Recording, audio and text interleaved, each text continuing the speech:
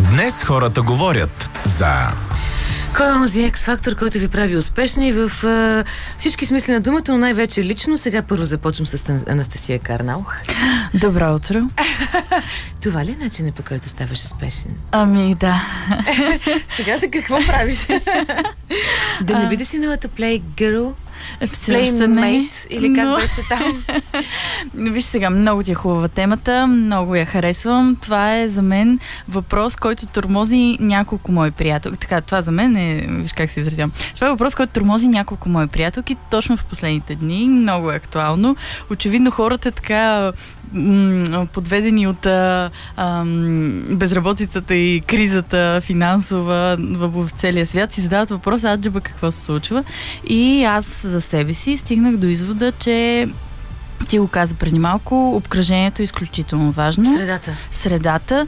И освен това, ти много често не се раждаш в тази среда, но трябва да намериш начин да попаднеш в онази среда, която вярваш, че ще ти донесе успеха в сферата, в която искаш да се развиеш.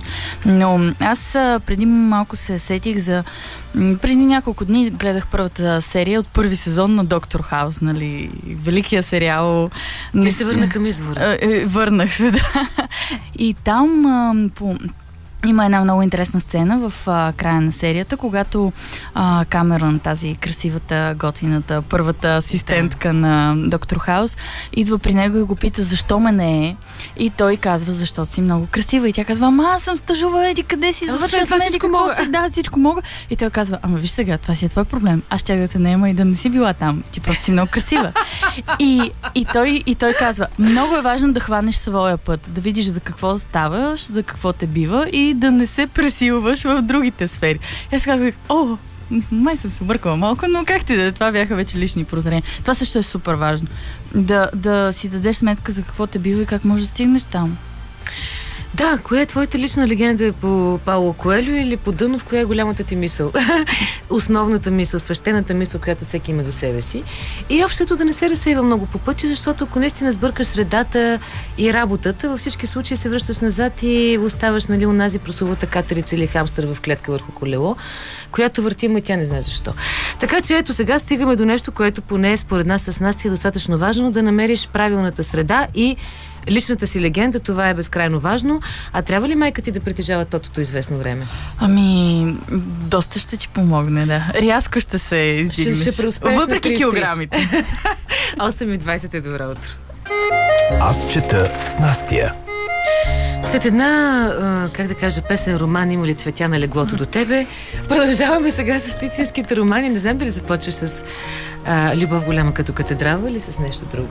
Не, искам с един по-различен роман да започна, който мен лично много ме изненада.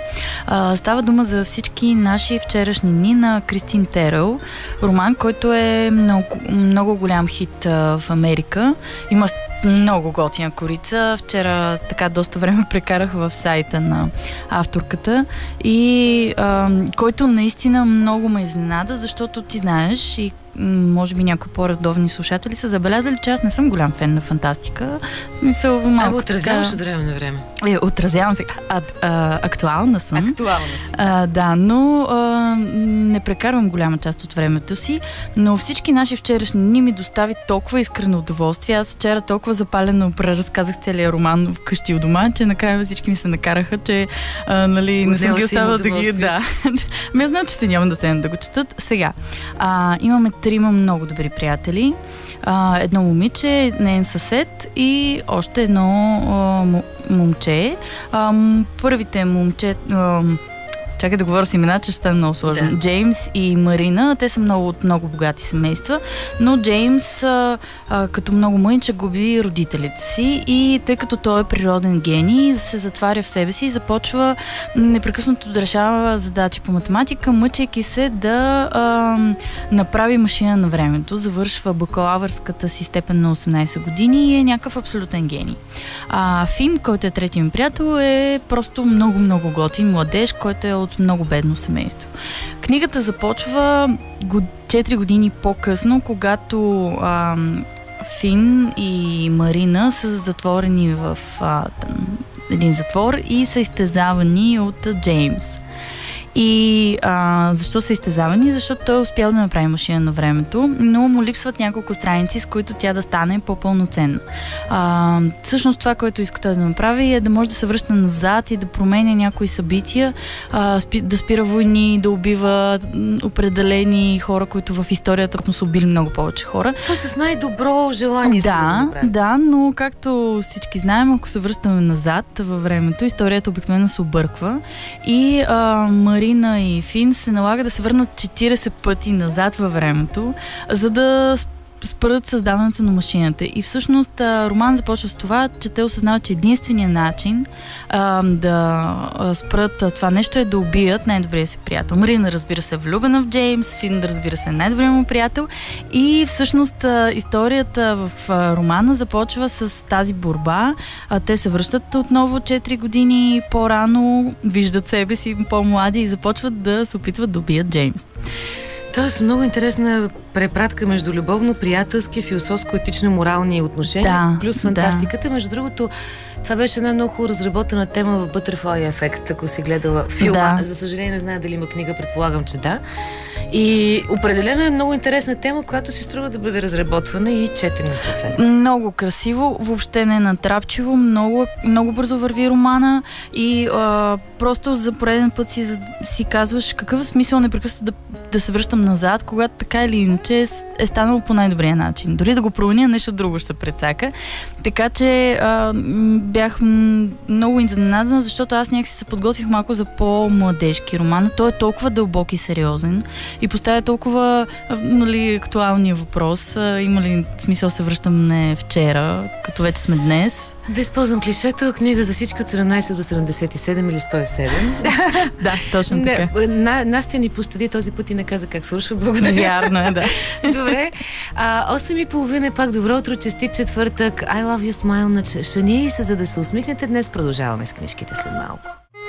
Аз чета с Настя. Този шум от разгръщащи се страници рано сутрин винаги много ме вдъхновява. Да, и да знаете, той не е от вестници. Не, четем само по-дебели книги. Може и по-кратки, но са качествени. Да, такава е следващата в интерес на истината, защото тя е така малко почти джобен формат. Дни от историята на мълчанието на Мерете Линдстрём. Така, винаги се вълнувам, като произнасям второто име. Това е една норвежка писателка, която мен лично много ме впечатли с това, че този роман, като роман, си е написан сякаш човека, който го пише само романи. Докато тя в Норвегия е известна с това, че е майстор на късия разказ. А романа съвсем няма стила на късия разказ. Той е доста спокоен, бавен и дори така, аз наричам тази книга тишина. Такъв термин съм ми дала, защото историята разказва за двойка възрастни, които имат вече 3 деца, те са пенсионирани и в един момент мъжът млъква. Нищо конкретно не се случва. Той просто всеки ден използва все по-малко думи в комуникацията с съпругата си и в един момент той просто изцяло спира да говори. И тя така много интересно реагира, не го пита дори какво се случва и тя млъква. И настъпва едно мълчание, зад което всъщност се крие мъката и на двамата, защото той е евреин, който е преживял Втората световна война, преживял скривалищата, за щастие са му се разминали лагери и някакви мъчения, но той е изключително дълбоко наранен от своето детство. А тя, бъдейки вече по-възрастна, така млада дама, ражда син, който изоставя. Просто така, защото не може да не изпитва нищо към това дете. И в един момент това мълчание, което идва при тях, то е съвсем логично, защото когато битовите проблеми, свързани с децата, които растат или недостига на парите или нещо друго изчезнат, те започват да си дават сметка за живота и изпада всеки в свой собствен унес. Но Мерете просто по много интересен начин ни разказва тази история. Много бавно, плавно, през образите на една тяхна прислужничка Мария, която става много добра тяхна приятелка и която всъщност без да иска, тъй като не знае съдбите им, малко по малко ги чопли така и те се смислят все повече и повече и повече. И всъщност си давам сметка колко е предизвикателно да напишеш подобен роман, след като ти си наистина майстор на късия разказ. Имаш, всъщност този роман носи на МРТ 2 големи признания на Северния съвет и Асоциация на норвежките литературни критици. Тя е голямо име в Норвегия и в един момент излиза тази книга, която няма нищо общо с нейните сборници с разкази и сравняват я с Хеле Хеле, която също е един норвежки автор, за който си говорихме тук. При кучетата се казва романа, който е издаден в България, който е един такъв бавен, като че ли нищо не се случва, а всъщност е много дълбоко психологически. Дни от историята на мълчанието. Да, впечатлим. Аз през цялото време правя аналогии, сега пак ще направя, ако ми позволиш. Спомням се един филм на Бергман, Ингмар Бергман, когато обожавам. Един от черно-белите му първи филм е много малко популярен, който се казва Персона. Две жени млъкват, само че техните истории са други. Едната е звезда, другата е най-близката й приятелка, отиват на един остров и млъкват. И се оказва, че това също е вид общуване, дори комуникация, дори вид насилие може да се превърне. Изключително качествен филм за хората, които са любопитни да изследват територията на мълчанието, което може да стане крясък в един момент. Така че продължаваме след мъничко с любов голяма като катедрала. Аз през цялото време звъна на тази тема, както виждаш. 8:37 е. Добро утро, здравейте на вълните на Радио FM Плюс и честит четвъртък. Аз чета с Настя. Продължаваме да четем заедно и предложение номер 3 за днешния четвъртък. Предложение номер 3 за мен е едно голямо писмо на Катрин Панкол към читателите в България и не само в България. Любов огромна като катедрала е последния роман, който, както с теб си говорихме, е в епистоларен стил и много се различава от и трилогията на Жълтите очи на крокодилите, Бавния валс на костенурките и Катеричките в Централ парк са тъжни в понеделник. Различава се и от Наричай ме Скарлет. Просто това е съвсем различна книга, написана в типичния стил на Катрин Панкол. Просто тя умее да говори някакси с такъв по-мек глас читателите си и ти просто се чувстваш обгрижена от нея. Поне аз, когато чета книгите и се чувствам така. Тук си говорим за наистина една огромна любов. Това е много готино, чувстваш се обгрижен от нея. Много сладко.